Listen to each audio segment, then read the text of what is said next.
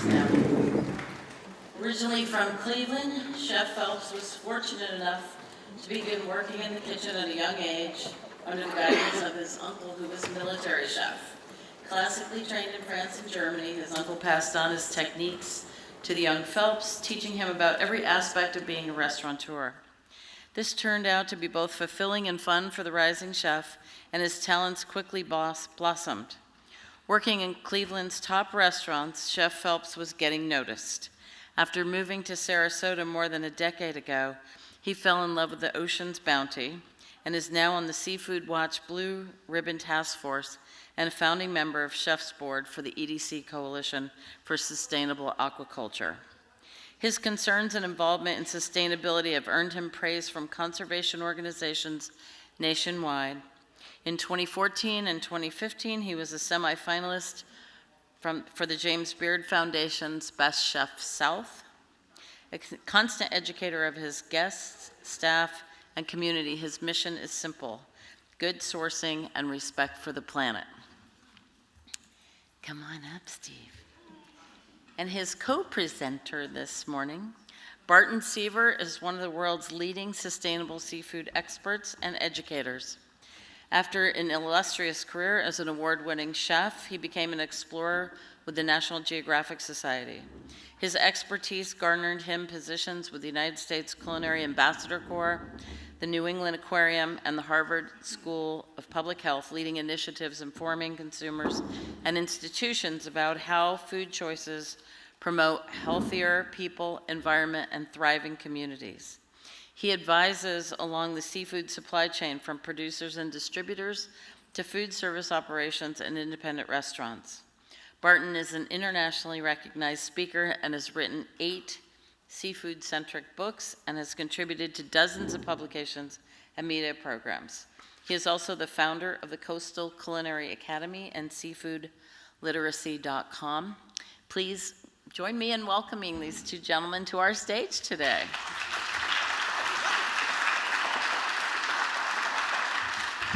Hey everybody, I'm so pleased and thankful to be here. This is such a wonderful audience, and it's so lovely to see so many friends and colleagues out here. To those I don't know yet, I really do look forward to meeting you over the course of the day. Tracy, and to the entire edible community, thank you for having me a part of this, and thank you for choosing Maine. I appreciate you being here, right? We've got a lot to show off. We got a lot that's going right here. And that's a bit about what I've been asked to speak about today. We've got just under an hour, I think, and I've been asked to do about 25, 30 minutes, and Steve's going to get up, and then I think we're going to take some questions afterwards. I first want to start off and thank you to Shelley, who's had to leave. She's up with Gwen Waltz today, up in Bangor, continuing to pound the pavement for democracy, and I just loved her message about what can we do. Well, you can vote, right? That's a big thing. Food systems are ultimately a function of democracy. It is our choice of what we want to be as a society is reflected directly through our votes. And that's not just for the big elections, right? I mean, my family has spent some time this week pounding the pavement to get the right candidates onto our city council. It matters at that level, all the way down. Thank you. The Farm Bill in extension, that fact and figure that 76% of it is food assistance programs. It's not the Farm Bill necessarily, it is the what do we want to be as a society bill. It's that important. It is literally that foundational to who we are as a people and who we see ourselves as. So I want to speak to those who are from away about really what Maine has to offer and what is happening here. And I want to speak to those from Maine really about the role that Maine has in the larger context of a good food system. Shelley was so acute to mention the fact that so oftentimes seafood and good food are considered as separate topics and different, equal maybe, but separate. And I'm going to argue for you today that they are really one and the same, and a lot of the organization and structure of the agenda for the rest of the day is about blending these two conversations. And you're going to see, and I'll tell you a little bit more about the agenda and what you're going to hear. But first and foremost, what I want to really talk about, what our real effort here is today, from my perspective, is to all of the edible communities, all 88 of them that are around the nation and beyond in Canada. why seafood is relevant to you, even if you're in Bozeman or in Montana and Sun Valley, etc. Why these two food systems are related, as Shelley was talking about and as Sarah was talking about. So a little bit just about myself, if I may. So I was born and raised in Washington, D.C., which is the opposite of Maine, where I now live with my ladyfish and two kid squids up in South Freeport. We've been here for 11 years. My wife is from Bangor, born in Millinocket, so I borrow her legitimacy for sure, as you all know how things go in Maine. But I started off as a career as a chef. I lived and worked all over the world, including a stint as a fisherman in Morocco for a while out of Asuita, fishing sardines, octopus, and anchovies, and got to see firsthand really what a food system is. And for a city boy that was raised in the heart of urban DC, that was brand new to me and very eye-opening. I had opportunity to come back to America after working in Spain and elsewhere for a while to become a chef for Jose Andres. And any of you who know him know of his legend, deservedly so. And those of you who don't, check him out, World Central Kitchen. He's likely to be the first chef to win a Nobel Peace Prize for his work around feeding people in really important ways that really get to the heart of what it is to feed people and why we do it. That opportunity really led me to understand that chefs are more than the sum of ingredients that we put on a plate. Right? We are a cog in a wheel that spins the world around, as all of us in this room are who are engaged in food systems. And I took that learning and I took that inspiration and I then founded 7 of my own restaurants, which, as I say, is either 6 or 7 too many, depending on who you ask. I decided that it was 7 too many and stepped away from restaurants sort of at the peak of my career. As Tracy mentioned, I had opportunity to become an explorer for National Geographic, which is as sexy of a job as you can imagine it being. And my world was opened, and my job was to go somewhere, do something, and then come back and tell somebody about it. And that something in particular was to reduce our impact on marine ecosystems. Seafood was my passion. It was the focus of my restaurants, just the seasonality of it, the taste, the textures, the colors, the narratives, everything about seafood is so interesting. And no offense to Shelley or any of the other chicken farmers in the room, but chicken, white or dark, right? Salmon, pink, Kita, coho, chum, kings, you got Arctic char, you got red flesh trout, you got all these things, like that's just the orange flesh fish category, right? And when you start talking about whitefish, wow, you got pollock and haddock and hake and cusk and ling and monk and wolf and dog and skate and eel and ray and pout and plaice and dabs and flounders and witchback. I mean, I could go on, right? White or dark? Or any of this. It was just such an interesting ingredient category for me to explore as a young chef. And that mission out into the world was initially done under the guise of sustainability, as I think it was for so often practiced, which is bad human bad, right? It was sort of a guilt structure about what needed to change. And I went out into the world with, admittedly, a white Western male perspective of, I have the answer. I don't know if any of you have ever dealt with that before, but it's a thing. And well, I got out into the world and I quickly saw that there's a lot more perspectives out there that matter. And as much as we have a responsibility to reduce our impact on marine ecosystems, we have equal, if not greater, responsibility to maximize the positive impacts that those systems have on us. To me, the end result of sustainability is the endurance of thriving humans. That is our purpose. That is our end result. And guess what? We cannot thrive but for a resilient ecosystem, right? These two things are one and the same. And there is no shame in putting the human first in this sense. This is a great separation from the deep green ideas of sustainability, but I believe it is one that is more effective, useful, and that can actually be communicated. Bad human bad is not a fun narrative. It doesn't feel good to stand on stage and say that, right? What feels good is to stand on stage and talk about solutions. And in my career, I have gone from seeing seafood as the problem to fix, because so much was wrong with it, and so much remains wrong with it. But in the 2 decades plus that I've been working in this, so much has gone right. We are seeing innovations at a pace and scope that we have never seen before, especially with aquaculture. We are seeing that now, instead of being like, people, we gotta fix seafood, it's now like, hey, let's start using seafood to fix people. Seafood is now a significant tool that we have in our opportunity to really begin to accomplish the things that we know we need to see in the world. So when I went from a sustainable seafood advocate, if you will, I am now a seafood evangelist. And notice that I dropped the word sustainable, and I'll get back to that. It's still very, very important, but I've evolved past that. So why am I a sustainable seafood evangelist, if you will? Still hasn't completely dropped off. A seafood evangelist, why? Because getting people to eat more seafood across all demographics will have positive public health, environmental, and economic outcomes. First up, let's talk about the environment. When we talk about sustainable seafood, we talk about it in a vacuum, with blinders on as to that specific protein. But in America, how do we use seafood? It's a center of the plate protein, right? And that's how we build menus. That's how we order. Oh, Jennifer, what will you be having for dinner? Oh, I'll have the salmon tonight, please, right? Why? Because the salmon is printed in 12-point font bold. Everything else that comes on the plate, 8-point font regular typeface, price, 12-point font bold, right? And I'll have the salmon this evening, right? It's just how we ideate the Western diet. That needs to change specifically, but all I'm talking about is that the culture of looking at seafood in a vacuum shouldn't be the case. We need to look at it against pork, beef, lamb, veal, turkey, and chicken, which are the things that we actually eat in this country. So when we do so, seafood has a fin up in the sustainability game. Why? Because you and me and pigs and chickens and cows are fighting gravity and atmospheric pressure. We spend a lot of energy and effort keeping our blood warm and our brains fed, right? Wow. We don't notice this. Why? Because we've evolved to live in what is rather a harsh environment. Fish? No, dude, that's cool. I float. They live in a buoyant natural environment. They are biologically, physiologically more efficient. A cow, 14%, 12 to 14% of a cow's body weight is connective tissue. A fish, 3%. Why? They just don't need to hold things together as much as we do because they're not under the same pressures. So from that perspective, when you look at across 5 very important metrics, feed conversion ratio, how much do we feed a cow versus how much do we feed a mackerel? There's a very big difference there between 0 and a lot.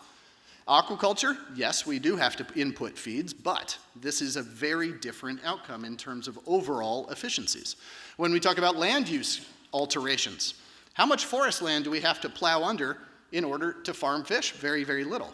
Yes, there are some issues around this, but we are not deforesting the Amazon by and large in order to go fishing. All right? There is freshwater usage, which in fisheries and in aquaculture is very, very low when compared to conventional agriculture. Now, I'm not picking on the right ranchers and farmers who are doing things right, where meat raised correctly is a vital and essential part of regenerative agriculture. So this is not an anti-meat range. This is putting things into context. And when we look at antibiotic use as well as greenhouse gas emissions, the bottom line is if you're choosing a sustainable protein this evening, buy your locally ranched perfect product or choose the seafood. It's just that simple. So from an economic standpoint, seafood is outsized in its impact. Agriculture represents 98% of the food that we eat on this planet. 98%, and it accounts for 10% of the livelihoods on this planet. Seafood accounts for 2% of our food supply, and it accounts for agriculture, 98%, accounts for 25% of livelihoods on this planet. So 1 in 4 people on this planet is wholly dependent on agriculture for their well-being and ability to live and thrive. Seafood, 2% of the food system, is equal to 10 to 11% of livelihoods on this planet. So its impact is so exponentially outsized that when we ask ourselves, should we be eating fish? The question is actually kind of moot. We have to be eating fish. It's so important to us. And when we begin to look at some of the new food systems, specifically aquaculture, there's evidence out there that 60 to 75% of people that are employed or engaged in aquaculture globally are women. And if you would like to solve any of the problems in the world, what's the first step? Start with women. Start with women's empowerment, and aquaculture, in fact, is in some cases a direct vehicle to invest in their empowerment. Why? Because it's a new system. There's no traditional male workforce to displace. However dumb of an idea or a glass ceiling that is, that barrier doesn't necessarily exist. And there's a lot of work we need to do to get women into leadership positions in aquaculture and fisheries, for sure. But bottom line is there is a direct vehicle for investment here. And when we start talking about public health, if you remember nothing else from me today, the 3 S's of public health are this: wear your seatbelt, don't smoke, and eat seafood. It is that important to an epidemic level proportion. One of the most dangerous things that Americans do every day is that we do not eat enough seafood. If we were to change our diets and reduce red meat in our diets and replace it with omega-3 rich fatty acid fish just twice a week, we would see a 36% reduction in cardiac mortality incidences, number 1 killer of Americans. We'd see a 17% reduction in overall mortality incidences. We'd see a great increase in the quality of life through control of diabetes, weight, mood disorders, macular degeneration, as well as preventing degeneration, neurological development, as well as preventing cognitive decline as we age. Seafood is so important to human health that it cannot be overstated. The global food system is worth $9 trillion. The global food system costs us $21 trillion. About $9 trillion of that is in environmental costs. $11 trillion of that is in public health costs. And in fact, in a study done by the UN, the World Economic Forum, and Accenture, as part of a program that we've been working on, public health, the number 1 impact on public health is a lack of proper nutrition for our brains. It's a non-communicable disease. This is not a pinpoint public health factor, and so it doesn't get listed in a lot of the policy programs because it's not very acutely identifiable. And yet, in fact, it is the number 1 cause of negative public health outcomes. And seafood is one of the very best things that we can do to promote positive public health outcomes globally. It is incredibly important. I'd ask my colleague Stephanie Peabody to stand up and just wave. She is the founder of the Brain Health Initiative. She's my colleague, and I teach for her in one of her classes at Harvard. I'd love for you to meet her in the hallways as you go. I'd also love to ask you to look at Seafood Nutrition Partnership to learn more about the public health impacts of seafood. So that's why I want people eating more seafood. That is my evangelism is based on, really fixing people. So what I want to do now is, I was thinking in preparation for this about how to talk about blending these conversations about good food, really making farmers to become champions of seafood as well as seafood to become champions of good farming, to bridge these conversations. And as I was doing this, I came across an essay that I'd written for a book actually celebrating the 50th anniversary of MAFCA. And in reading this, I discovered that I was probably not going to be able to elocute the concepts in this better than I could by just reading it. So some preachers just read their sermons on Sundays, and if you'll allow me, I'm just going to read my sermon a little bit today. It's about 13 minutes or so of reading, and then I'm going to talk a little bit about what's next, and I'm going to pass it over to... Can I preach? Preach. I can preach? All right. Y'all good with this? Cool. All right. The jagged, delicious coast of Maine is a wonder, and surely there can be no better way to experience nature than through the explorations of a child. From his earliest days, my now 4-year-old son, who's now 8, Alden has been enchanted by the treasures and mysteries of the Maine shore. Every tide has been a sensuous spell for him, and I've watched him grow steadily more sure of his footing, his boundaries ever expanding and his curiosity ever more so. It's not just his impulse and desire to observe. I marvel in how he has begun to weave associations and relationships between what he sees. With the surety and sagacious innocence of youth, he explains to me that rockweed, the ever-present matting making soft Maine's jagged edges, is an inverted root system, floated and fed by the tide, a conduit for the sea to nourish the land. Though this is not a scientifically accurate analysis of rockweed, he correctly perceives that there is a systemic relationship between land and sea. Though it is the stately apple tree that we may see and give thanks to for its fruit, we know, and Alden knows, that past where the trunk slips into soil is from where the great convulsions of life emanate. Alden knows the good things he eats comes from healthy soil, and so it makes sense to him that soil itself would be nurtured by the oceans, the wellspring of life on our planet. Like Alden's obliging rockweed, nourishing its place, the mafka, and at large the edible community, has for 50 years, edible 23 years now, pursued such noble purpose. And in this article, I capitalize the word place, because place is a generous concept encompassing myriad metrics and memories, both biological and biographical. And all of this is in a reckoning of our environment and our experiences within it. It is the process by which we invest our surroundings with meaning, through which we develop identity, bear responsibility to others, find hope, and find belonging. Place provides purpose, and in this place, we owe gratitude to Mafka, to Edible, to all of you for sowing the seeds of community, which are with a rich tilth of humility, innovation, empathy, and unity. This community has matured into a global example of how humans can be a benevolent presence within a place.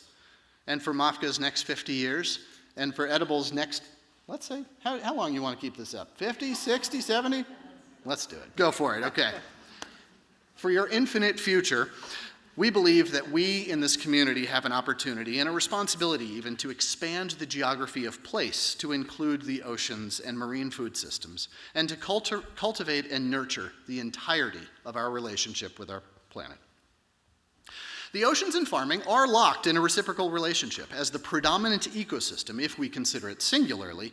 The ocean accounts for 70% of the Earth's surface and 99% of its livable space. It is the principal determinant of our human reality. It maintains our climate and acts as a mechanism of weather. It is a pulmonary organ breathing oxygen into the atmosphere and an irrigator of our lands. But it is not immune to the impacts of our upstream lives. Pesticides and fertilizers run off and flow into rivers and down into the sea. An overabundance of these nutrients blooms profusions of microscopic life, which ironically result in hypoxic dead zones, devoid of flora and fauna. Increased carbon dioxide in our atmosphere is absorbed into the seas, acidifying water and disrupting the very basis of the marine food chain. And climate change manifests in warming waters, an issue on acute display here as the Gulf of Maine warms faster than nearly any other body of water on Earth, and it forcing economically important and iconic species such as lobster to migrate towards the colder waters of its comfort. We are still learning how changing ocean dynamics will cascade and threaten human realities, but it is certain that whatever tempest we call forth in the oceans will surely ripple across amber waves of grain. It's easy to think of ocean and land as opposites, and many conversations concerning food systems tend to consider either farming or fisheries, especially when it comes to sustainability. They certainly are radically different in their constructs. Agrarian land ethic and stewardship of private lands are hard to compare with the hunter-gatherer culture and economy that operates on our oceans. In Maine, the separation is less acute due to the prominence of our lobster fishery, the visibility of it. But culturally, we too often fail to see fishers and farmers as unified in purpose and equally bound to place. Healthy soils and healthy oceans, sustainable food from land and sea, neither can stand alone. Whatever its origin, it's time that we see all good food as the product of a singular system. Our history on land is displayed in myriad ways. It is present and tangible and enduring. Drive any road and one will glimpse stone walls, the skeletal remains of early American ambition that mark the time and contours of this land and mark the time when private ownership took over the commons. Several centuries later, we now think of farmland as innate. An acre in the seed is easy and familiar to reflect upon. That Maine's origin was also moored just offshore is not so apparent. The enduring history of fisheries lack monuments more substantial than a boat's fleeting wake. That our marine labors are evanescent, though, does not diminish the importance of their legacy. Many of us see the oceans as a salty expanse, divorced from our daily lives, a place unknown, uncultured by our presence there. But fishermen know this place. They have invested in the ocean with meaning. They know the climate and clouds. They navigate underwater canyons, currents, and contours with a facility as intimately linked to place as language is to culture. Deckhands discern intrinsic variations in aquatic life, the subtleties that the Linnaean system precludes. But such diversity is the architecture of sustainability. But monolithic global commodity markets have diminished the value of a connection to provenance. To a Maine fisherman, cod is worth a lifetime, but at the market a fish only fetches but a few dollars. We Mainers need to support innovative market approaches that focus on the inherent value of seafood harvested by our neighbors. Just as the resurgence of farmers markets revitalized local food economies, fishermen need alternative and civic routes to market. Heroes among us, such as Togue Braun at Down East Dayboat and Jen Levin at Gulf of Maine Sashimi, unfortunately now defunct, have sidestepped commodity markets and are making waves and products of revolutionary quality. The Maine Coast Fishermen's Association created a boat-to-school program that keeps 100% of both the value and nutritional value of Gulf of Maine seafood here in state. But it's not just how Maine seafood is sold that must change. Global demand for seafood is expected to grow 2 to 3% over the coming decades due to increasing populations, rising wealth, and growing appreciation of seafood as part of a healthy diet. Wild fisheries should, must, and will be part of the equation, but we simply cannot build bigger boats to fish more intensively. That needed growth in seafood can only come from aquaculture, the farming of fish, shellfish, and marine plants in fresh and salt water. Aquaculture dates back thousands of years and has been practiced all over the world. Aquaculture as a commodity market, though, is just as young as Mafka. The first salmon net pen farms went into the water just about 60 years ago. This nascent food system, in relation, agriculture is 10,000 years young, has generated controversy regarding environmental, social, and cultural issues. It was operating without a playbook as to what to farm, where to farm, and how to farm. But it has evolved rapidly, and its potential for expanding sustainable seafood production is astounding. A recent study shows that in ocean hotspots, waters particularly well suited to farming, the way California's Central Valley is particularly well suited to agriculture. This study shows that in an area of ocean hotspots the size of Lake Michigan, which is less than 1/1000% of the ocean's volume, in that area we can sustainably produce as much seafood farming as we can wild capture seafood, which is about 90 million metric tons. When considering which areas of the ocean are best suited for farming, Maine is nearly without equal. California's Central Valley, Iowa's deep, fertile black soils, Maine, the Gulf of Maine, these should be considered as equals. All along our state's nearly 3,500 miles of mostly protected coastline are some of the world's premier institutions for inspiring and training the next generations of ocean farmers and stewards. From University of New England, USM, where we sit today, UMO and its Darling Center, Bigelow Labs, etc., just to name a few. Pair this with maritime communities primed with a culture and skill set of working the water, and aquaculture becomes an exciting opportunity that can attract, and better yet, retain talented young people to settle and stay in coastal economies long suffering from a diminishing opportunity. Farming our oceans incorporates innovation, technology, entrepreneurism, stewardship, aspects of food justice and sovereignty, makerism, all weaving together the best of our maritime history while evolving a sustainable vision of our future. It is vital that aquaculture not displace or replace wild capture fisheries. Its potential is to augment and strengthen the blue economy, the sustainable use of ocean resources for economic growth, not to compete within it. And we all must consider, absolutely, that not all forms of aquaculture belong in all places. Food systems are a function of democracy. The people within a system must decide what their relationship with that system looks like. Fish farming of salmon in Alaska? No, that just doesn't make sense unless the people of Alaska someday decide that it does. But that doesn't mean that oyster farming or finfish farming elsewhere isn't a right and appropriate choice for those areas. We must not see this industry as monolithic, but aquaculture, when practiced appropriately and with innovation and intention, should have place anywhere people welcome it and want it. The potential for aquaculture is to advance regionally and culturally appropriate sites beyond Maine and everywhere.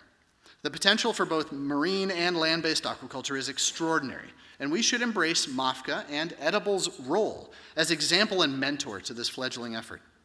Close your eyes and recall the feeling you get on a dark afternoon in the winter, turning the pages of Fedco's, Johnny's, Burpee's, Baker Creek Seeds, any catalog, optimism itself manifesting in the cold, dark winter. Likewise, as we face the challenges ahead, which are unprecedented and can seem very dark, aquaculture is but one path we can take to help us manifest our legacy in this place through a spirited discovery of what Maine and beyond can yet be. It is the opportunity of this community, brought together by MAFCA, by Edible, to see and seed aquaculture and fisheries with the same compassion that has rooted our purpose into the soils of this place. This calls us to advance a new paradigm in our thinking about our place and our systems of this world. Since the founding of this country, we have venerated the iconic farmer, and from the patchwork of small family farms, this nation was woven. We believe that when cultivated with care, land is beautiful for our presence there. But for most people, a fishery or water farm doesn't evince an emotional response.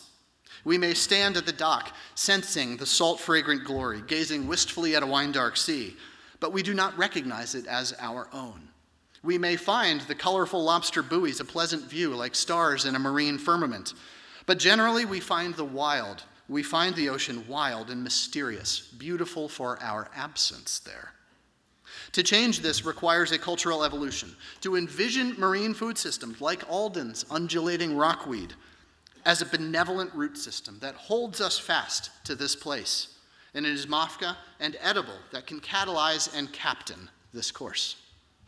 Food systems ultimately are a reflection of the character and people within them, and those who are fed by them. So I ask those who have so nobly cultivated the very best of Maine and all agricultural character to offer themselves as champions to new and old generations who apply our purpose to our places. Let us see ourselves, not just reflected in the water's surface, but also in the labors and aspirations of those who ply them. Thank you.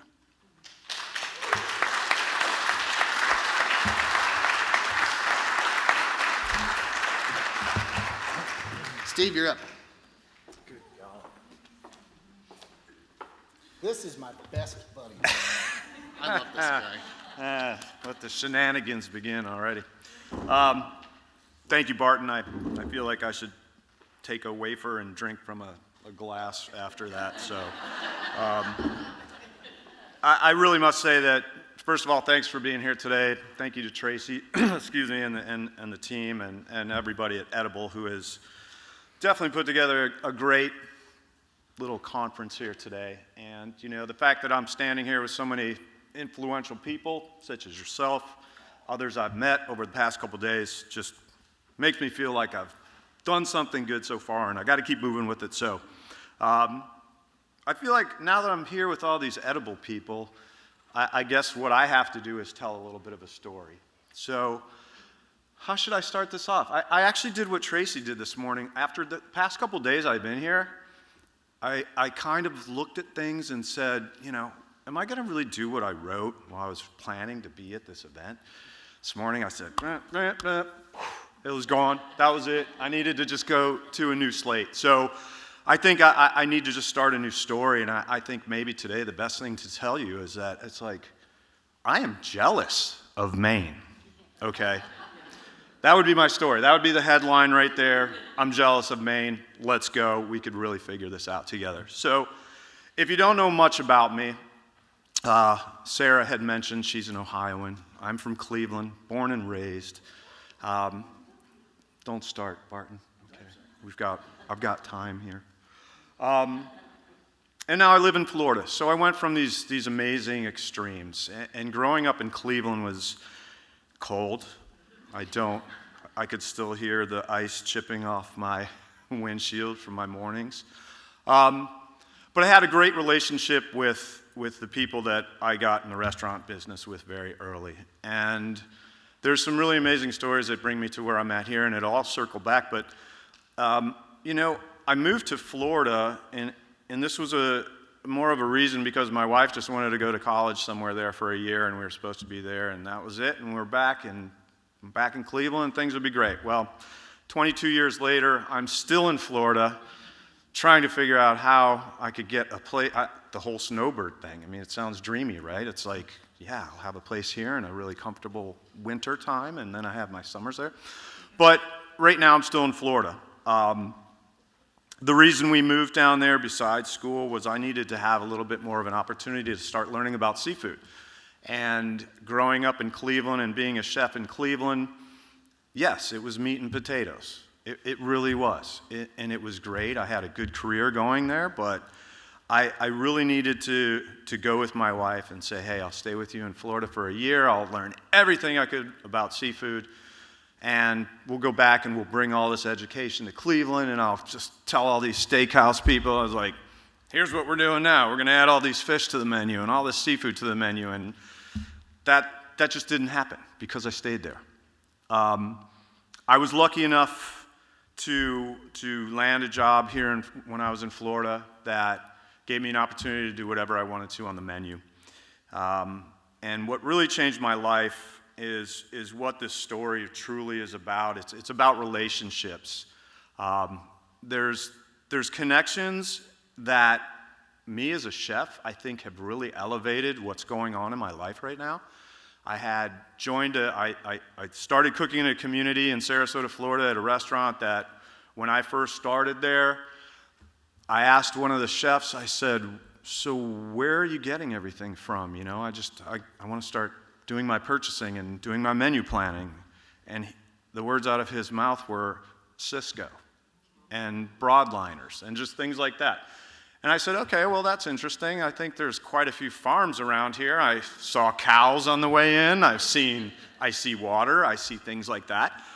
And so I soon realized that I had joined a community that was still just neglecting all these natural resources around it, all these farming abilities. And so it became my mission.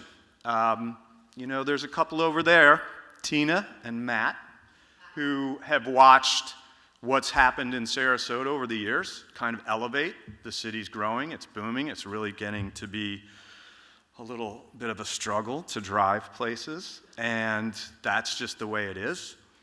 But what I really needed to do was find out why the connections haven't been made there. I had a really cool line cook who worked with me, so first job, got there. This kid was like, where are you from? I'm from Cleveland. He goes, oh, do you like to fish? Because that's all I do. That's all I do. I wake up in the morning, I go get bait at 5 in the morning, and then I fish, and then I come here and cook for you, and then when I'm done, I go fishing, and then it just repeats. It repeats. And I was like, yeah, I'm from Cleveland, and I go fishing every now and then. I catch a walleye, and I'll catch a perch, and, it's great. It's wonderful. I stare at the same thing all the time, just Canada, basically. And I started hanging out with this kid. His name was Danny, and I'll use his name because it's a really important part of my story that this was a relationship that was going to actually launch me to where I am at today. And so I went fishing with this kid every morning because first of all, I was into it. I loved it. I wanted to learn everything I could. We would get up early. I still was trying to figure out how to throw a cast net and these weird things like that. And I was like, I'm going to throw my back out. This is going to be the worst. Then I can't cook. But I learned how to throw a cast net. I learned about bait. I learned about all these different methods of fishing and acquiring, something I could eat every day. And it moved into the fact where, of course, I moved from Cleveland, so every fish we caught out of there, I'm like, sweet, let's eat it. Let's eat it. It's a lizard fish. Right? And he'd look at me like he looked at me and goes, yeah, I don't eat those lizard fish. I'm like, well, have you ever tried it? And he said, no, I don't think I want to try a lizard fish. And I said, well, let's do it. So I just kept catching this fish and trying these fish. And I'm like, okay, I'm going to be here. I'm going to study. I'm going to research. So let's find out what is really something we can enjoy. And there were some species that he didn't think he was ever going to enjoy that he enjoyed. Squirrelfish, lizardfish, you name it. We go through the whole realm of fish if we want to. And Barton can give you the classifications if you like, what the genus is of that. So,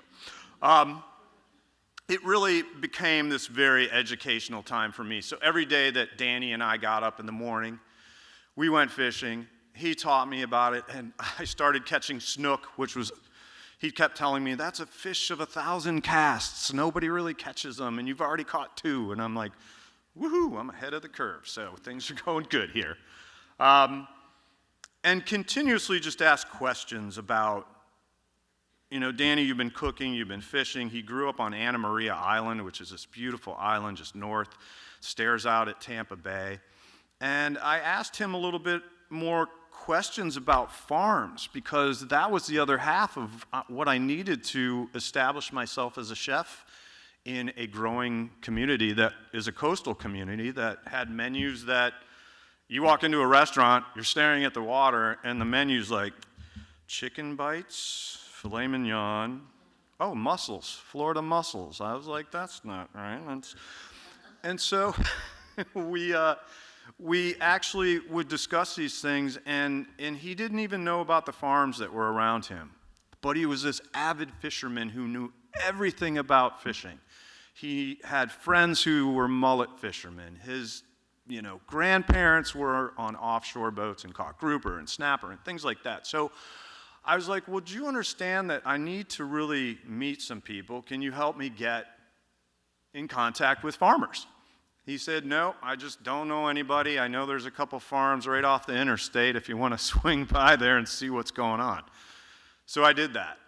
And I think this is a really important part of my story, is that as a chef in a community that needs to create these connections and relationships, and it's the symbiotic relationships, I think, that are most important, that we all benefit from each other.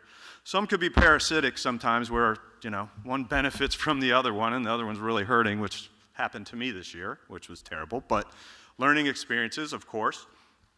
And so I got in the car. I had no idea where the shit I was most of the time, because it was just swamp there, highway there, water there. But I went and found these farms myself. I just said, hey, they're out there. I could look them up. I mean, we're talking 20 years ago. I couldn't really do the GPS thing all the time, so I just drove and I drove and I drove. And I found farms, and I found amazing farms. And it was the same story. The farmers didn't really know the fishermen. There was nothing there. I asked the one guy, I said, did you ever go fishing? He goes, yeah. My wife and I had some friends in town, and we went fishing the other day. And I was like, oh, what'd you catch? And they're like, we caught a couple bass, because they went to the lake that's right in their back of their farm. So this became my mission. I have to drive around. I have to find these farms. I need to create a menu for these people. I just moved from Cleveland. I think they wanted me to run ribeye steaks every day. And I said, we've got farms. I'm investigating. I found them. I found an organic farm that was outstanding. I found some really, really small-scale farms that, I was able to get citrus. Those things were good. Obviously, the summers are terrible in Sarasota and in Florida, and things are hot. And I realized that being used to having a summer menu that I couldn't wait for in fall, summer I had to make a really big adjustment. And I had to do something different, because nothing was really growing as much as you'd like in the summertime. So I found all these people, farmers. I decided to really just dive in and ask them what they knew about the chefs in my community. And they said, nobody's ever talked to me. Nobody's ever come out here. You're the first person to just visit us. And I said, wow, that's fascinating, because you're only 10 minutes from this downtown area. And so that was how it started. I started this relationship with the farmers. I had this guy, Danny, who was this fisherman who I think I could have done anything. I could have probably hopped on a boat and gone down to Cuba from the people he knew, because those are the kind of stories that he would tell me. And so as I started working on these relationships, it reminded me of how Cleveland was a lot different. I worked at a restaurant that was in a suburb of Cleveland, and if any of you are familiar with Farmer Lee Jones and the Chef's Garden, I'll tell you funny story about that. One of the restaurants I worked at, this shows you how relationships were there that I wanted to transplant here, was he pulled up, this is a long time ago, he pulled up in a broken down brown pickup truck to the back of the restaurant I was working at with his 2 cousins in the back, peddling tomatoes out of this rust bucket truck. And I was like, who's this guy? And they're like, this farmer, he comes around, he's pretty cool, he's I think he knows his stuff. And then there'd be a guy who showed up with walleye, and he had perch, and this guy came from downtown Cleveland with a bucket full of fish to sell us, and we were like 20 minutes outside of Cleveland. So I had that there, but I needed it where I was at. So I needed to figure out a way to get these people to start a relationship and understand that we have chefs in this town now that are going to want to grow. And we need you guys to understand that I need you to actually get in touch with these fishermen because we need to make this relationship all understood. And so what I continued to do was drive around, get lost, get chased by wild boars because I had no idea the property line I was standing on at one point. Myaka River, don't get out of your car if you go there. It's a little dangerous. And so I started meeting these people and bringing them back to the restaurant and saying, hey, this is what we're doing, and I'd like to, have some of your fish here. And the farmers were, I'm not really going to drive into town. I say, all right, I'll go get my stuff and come back. But what this continued to tell me was that here we have a community that is not growing in the restaurant industry because they have not gone out there to find out who is going to benefit what they do as chefs and restaurant owners. And so we started doing this. We created quite a community. I think once Edible Magazine actually was on the table in a lot of restaurants, it gave another opportunity to be a tool to say, hey, look, these are out there, and it's great that a chef could talk to a magazine and say, hey, here's a place you should go. And I'm like, I don't know, where'd that place come from? I said, I don't know. I just drove out and ran right into it. And so this is pretty much how the foundation of communities and civilizations, I think, have been built over the years, where, we're farming, and we're farming in so many different categories, but if we don't go out there and make these connections on our own, you can't just sit and wait. And I know there's so many people from so many states here, and always try to wonder how we can make these connections. And you as writers will go into restaurants and say, hey, we've got a story, we've got this really great artisan person who's doing stuff. But I think that makes you guys the investigator reporters, where we as chefs and restaurant owners need to be investigative reporters too, to find these things. We talk about how we need to unite the fishermen and the farmers, and as I continued to grow in this restaurant, I did have farmers that really started to get involved with what we were doing. And then I had fishermen who really wanted to meet the farmers. And I was like, okay, maybe I could get them to really get together and do something special. So this is when we started to say, all right, if we're going to teach this community how to do it, let's investigate, let's find these people, and then let's throw events that will bring it all together. So we've done, everybody's done their farm to table things, but I think introduction events are very important, that if we're doing something to discuss sustainable seafood, and we've mentioned trash fish dinners and all these things that we try to do, I think they can't be so self-focused on one thing. We really need to have the farmers involved. So I do have one coming up this year that the first thing I did was talk to all the farmers who are in our area who would like to be involved in this. And instead of just having all this fish donated to a dinner or however we were going to work this, we had farmers that were going to be involved first. Let's talk to them and see how they could do it. And so as we try to make these connections and create events, I think I saw the success in it immediately. I did little things that were just silly little gatherings. We did this thing called the keg, egg, and the pig, the keg, and the egg, and it was kind of, we did all these events that brought people together, a brewery, a farmer, a fishery, or a poultry farmer, however it worked. It just little segments of that were very important, and people really, really loved these events. Actually, it was the pig, the keg, and the egg. And then there was a bunch of them. And it gets to the point where now I've got them all actually interacting in my restaurant. And your farmers are meeting the fishermen, and then the clientele's there, your guests are there. So we're all kind of coming together on this and really just saying, hey, our relationships are here now. We need to talk about what our sustainability factors are, and all those discussions can be done there.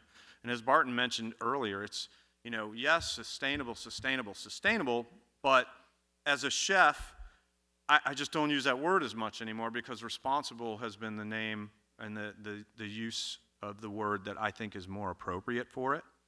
And I think if we're all making responsible decisions, then we're able to be very confident in who we are. And especially as a restaurant owner, we just had our 13th year celebration anniversary at Indigenous in Sarasota. It became a little bit more special than it was before because now my mission is just to continue to educate my guests. It's not just being a chef. It's not just, I've met the farmers, I've met the fishermen, I've got the fishermen meeting the farmers, I've got my guests interacting with the farmers, I've got the fishermen going out on a boat with the farmers, and now we've got this party that happens all the time, and it's great. I think that one thing that I've realized being in Maine right now is that this state is small, but it is so close. Everybody talks about somebody else that they know. And last night at the event at Wolfneck's Center, which was absolutely phenomenal, whoever's involved in that, thank you. That was a great dinner, a great place. I was so touched by how many people know each other in the community and just work together so closely. And it's the collaboration that they pulled that off and had a great dinner. One thing that we tend to miss in our restaurants these days is, menu development's one thing and guest relations are another, but I think it's important that our guests know where everything comes from, as we all should. But I also think they need to know it doesn't just mean one day of it. Going to the farmer's market is great to support, but I also think that you should follow up and actually go see the farm that got to that farmer's market.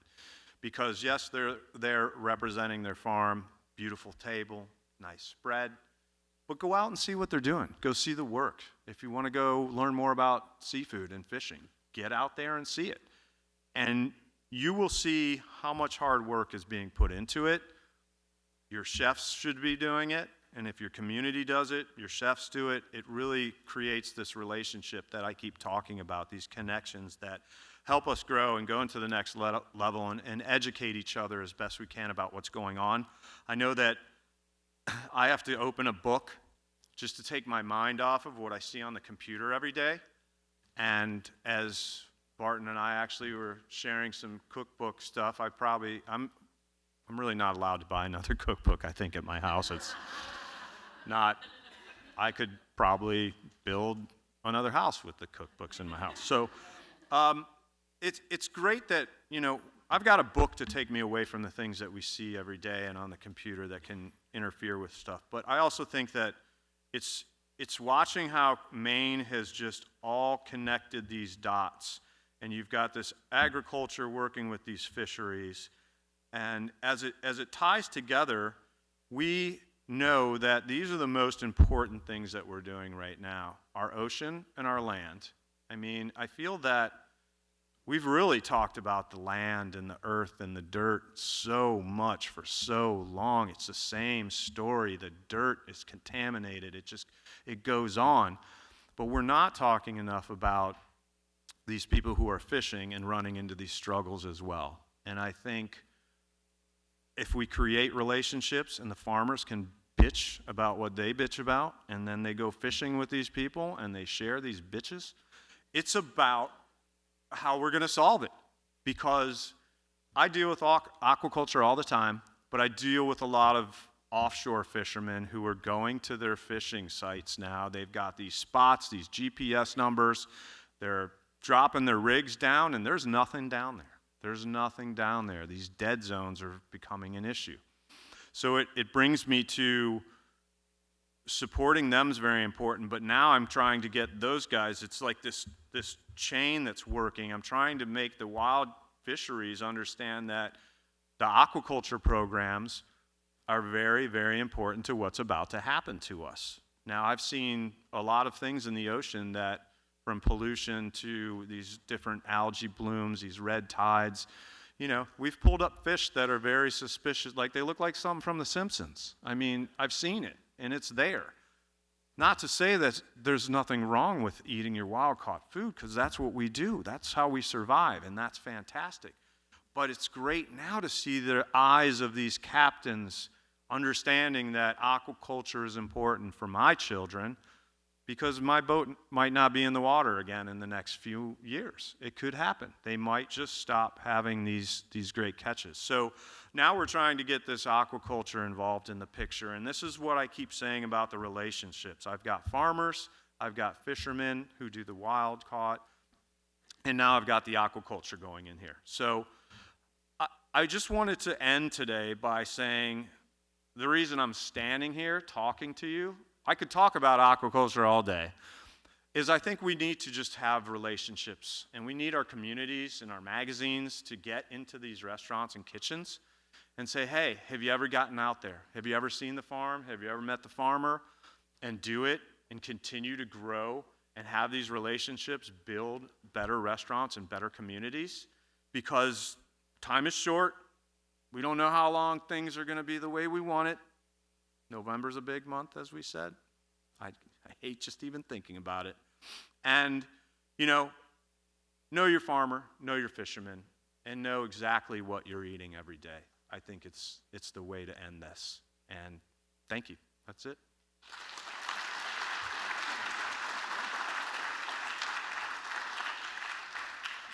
All right, I would take 1 minute just to tell you a little bit about what's coming up, and thank you for listening to us. We recognize that this panel today, this last hour, has not been the most diverse. I get that. And one thing that we really tried to work on in the agenda here is introducing those diverse voices, because that is the only way we're going to survive, right? The foundation of sustainability is diversity, whether it's biological, cultural, social, economic, anything. Diversity is the cornerstone of sustainability, and you will see a lot more of that as we go through the panel today. Coming up, you're going to see some of these stories woven together now through the experiences of people on the water, on the land. We've got Amani Black coming up from Minorities of Aquaculture, and I'm not sure there's any work that's happening in America that's more important than this. To add a little context to what she's doing, in 1890, the census claimed that 94% of people that were participating in South Carolina's fishery were black. Why? Because land ownership was a form of oppression, right? It was a tool of the Old South. But the commons and the oceans were available to everyone. And over the succeeding generations, that participation has greatly diminished. And her work to rematriate black populations onto the water is just incredible. We tried to get speakers around indigenous knowledge being integrated into fisheries management, and due to scheduling, that topic is not addressed, but I do want to call out the importance of that. We have Ben Conniff and his guest talking about new Mainers and the opportunity to integrate new experiences, new visions, new intelligence and intellect into legacy industries. We have also a couple of incredible humans talking about the role of women in fisheries, aquaculture in the future. Women have always played an outsized role in fisheries. Why? Because, well, men were fishing, right? And they were offshore for several days. So women were not always left to bear the brunt of family life, as has mostly always been the case, but also the economics and the policy and the community aspects of that fishing economy and resource. And Monique Coombs can speak a little bit to that, as well as to the evolving role of women in communities. And you'll hear from Jennifer Bushman about sort of epic storytelling on an epic level, and really getting the good stories and inspirations above the fold. So it's not just buried back in the B or C or D section of the paper, but above the fold in the A section. So with that, we have a few minutes left. If there are any questions or comments that we'd like to have. Thank you so much. This has been really, I have two questions.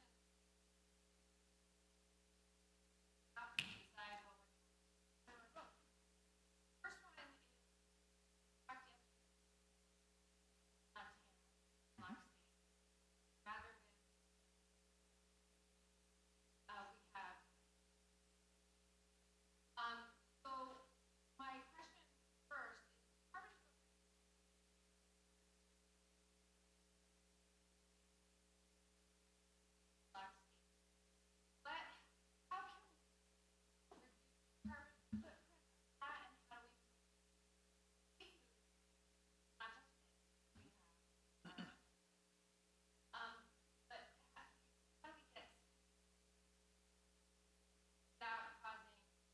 a bigger problem.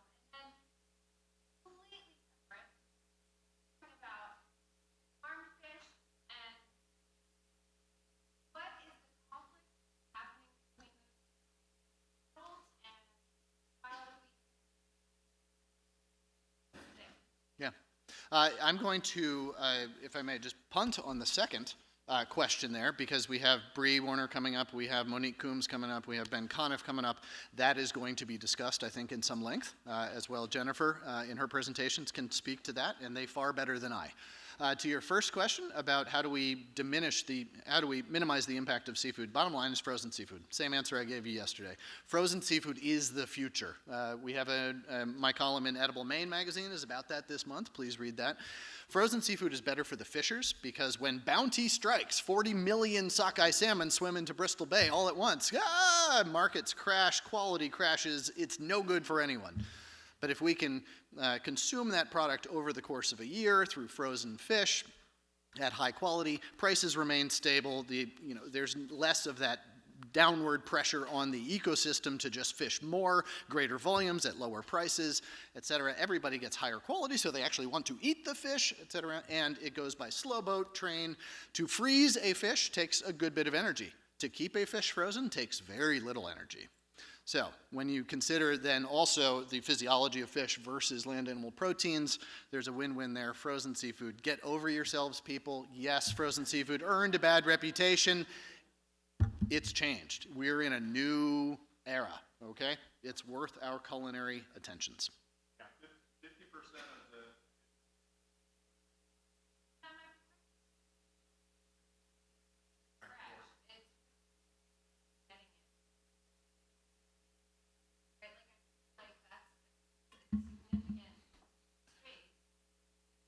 When you put fish on an airplane, that's an issue. But frozen seafood, it goes by train, it goes by truck, it's sitting in cold storage until you need it.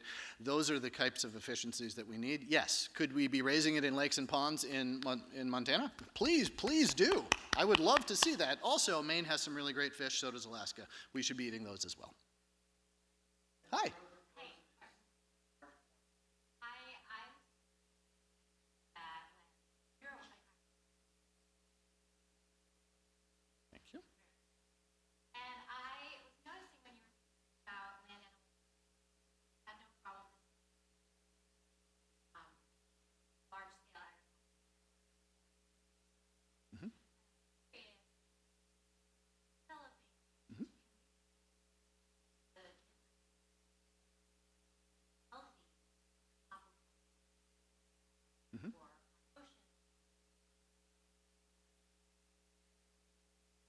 Yeah, thank you. That tees me up perfectly to my ending statement, which I'll add now and then take one more question I think we have time for.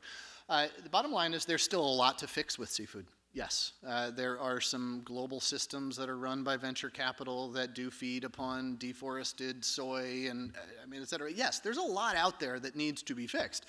But there's also algae-based feeds and circular economy-based feeds and very cool things that are happening within that larger paradigm of commodity markets. So I don't necessarily entirely vilify, though I hold to account the abuses that they do now, but I also see the potential for change in that. And the scope and pace of change is happening. Will there be bad actors? Of course, there will always be bad actors, and there will always be profitable economies for stuff that we in this room don't really want to see. The language that I am using now, it's not sustainable seafood. It's like, congratulations, you didn't fuck something up. Like, that's a low bar. You know what? I didn't smack my kid today. That's a low bar for quality parenting, right? It's sort of, not to make light of that, but just what I talk about now is seafood with intention. What are we using this seafood to accomplish? Is it rematriating minorities and women into positions of power and leadership and place on the water? Is it healthy communities through choosing the best and most healthy solutions? Is it through brain health? There are so many things that we can use seafood to accomplish, and when we set the goal first, we reverse engineer our choices back to the right producers. And that is how the dialogue must shift. Rather than just saying this is a do no harm approach, we have to use sustainability as the foundation, the basis from which we accomplish thriving humans. And I believe, are you coming up to kick me off? Has the music started? Oh, nice handoff there. Hey, thank you all so much. I really appreciate it.